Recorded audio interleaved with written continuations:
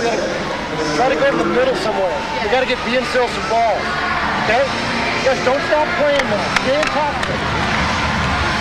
Rarely plays with the kind of poise we have seen from the Australian women.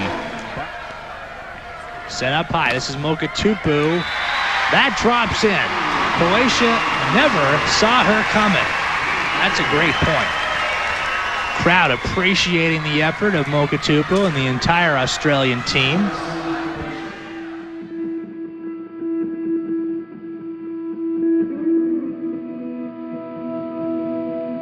My name is Christie Mokotupu. I'm an Olympian, I'm a passionate anti-drug advocate, and I'm a fundraiser towards drug prevention and rehabilitation solutions. It was an amazing time, the best years of my life. At 17 I was in the Olympic Games, 18 I played in the World Championship and I played professionally in Italy. By 20 I had played over 200 games for Australia. Travelled around the world, everywhere around the world extensively. So it's pretty much my achievements for representing my country up until the age of 20. Just before I went to Italy, I thought that this is it. You had trained so hard for so many years because the goal was to go play professionally and you make a lot of money overseas. So when I finally was at the international standard to make money, I was burnt out. And when I came back from the Italian league, that's when things all of a sudden I was just lost.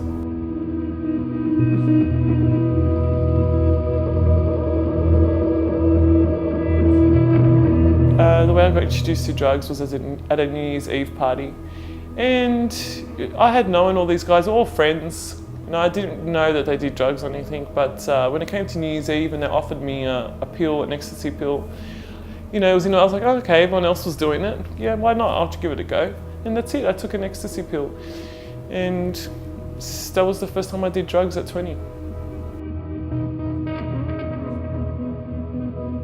Because of that first decision to take drugs the first time, that's it. It's like I slowly gravitated towards the partying side and just forgot all about my talent in volleyball and just lost it. I just lost that passion, that drive and everything that I had for volleyball and just took the wrong path. I basically took the wrong path from 20 when I made that decision. And I think that was the thing that I regretted the most and I had to overcome, which I did, but that was the hardest thing to overcome, that I made a wrong decision and my life changed dramatically.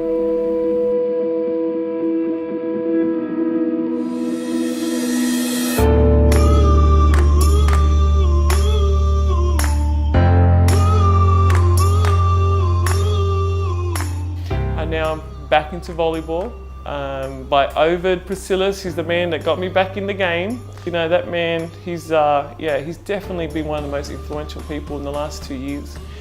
His vision for where he wants to take volleyball in Australia, no one else talks like that in New South Wales, and I have huge respect for him.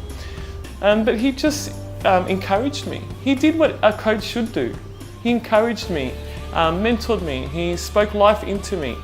And he helped me, and no one else was looking in my direction. He pulled me out, he made me feel like, you're an Olympian, you're this, like he was reminding me of what I did.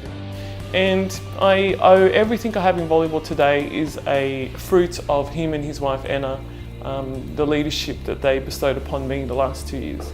So I've got a lot of time for them and that's why I'm dedicating the next 2 years to anything that they're doing in volleyball.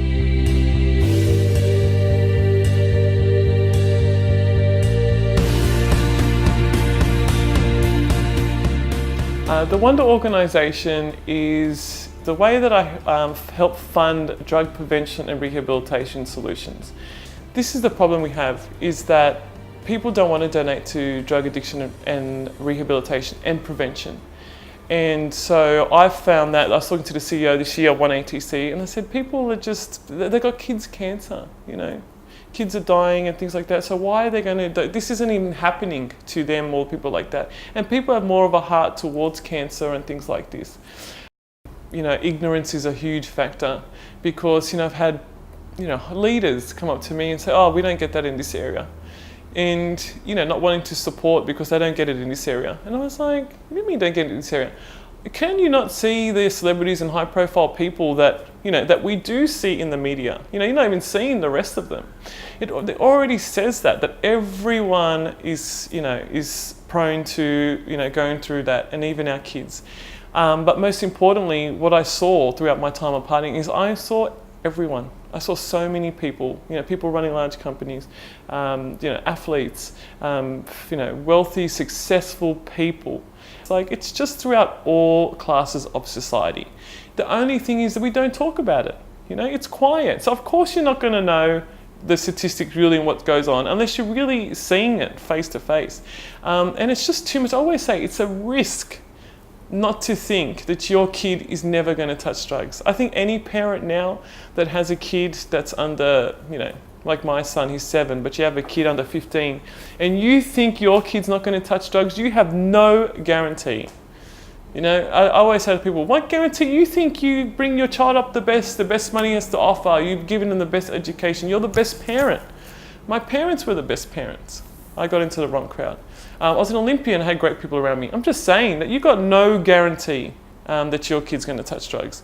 So why don't we do something just to raise awareness? It's just part of that kids just learn about it, know about it, so that they don't do it. That's it. We're already stuck with rehabilitation, but let's really, really focus on prevention for kids so that they don't do it, because really you've got no guarantee that your kid's going to touch drugs. So let's get, Wonder Organisation is all about the kids and focusing on them. Yeah. Most important thing for me, actually, when I think of the Wonder Organisation, is built for kids. Simple. It's built for kids to, provide a better future for them. And so one of the ways is drug prevention. So in order to do that, I've partnered with 180TC.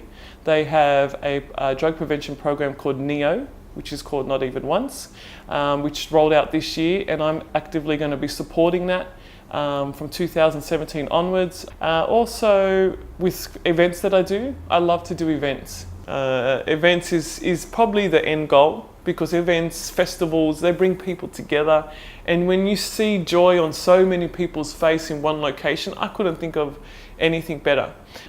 Children can meet high-profile athletes, they're heroes. They're heroes that are saying, hey, we don't do drugs. We don't do drugs in sport, we don't do it in life. You guys shouldn't do it too. So they're around these great role models, and we're promoting or standing for the right thing.